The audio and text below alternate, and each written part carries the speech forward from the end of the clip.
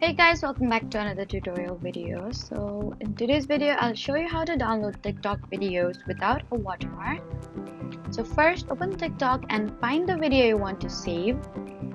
Then tap the share button and look for the download option. If the creator has allowed downloads, you can save the video directly to your device.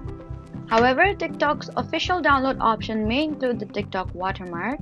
And if you want a clean copy, the safest option is to use the original video file if you're the creator. For your own videos, save the video to your device before posting or keep the original file in your phone's gallery. And if you're trying to save someone else's video, respect the creator's rights and don't remove the watermark or repost their content without permission.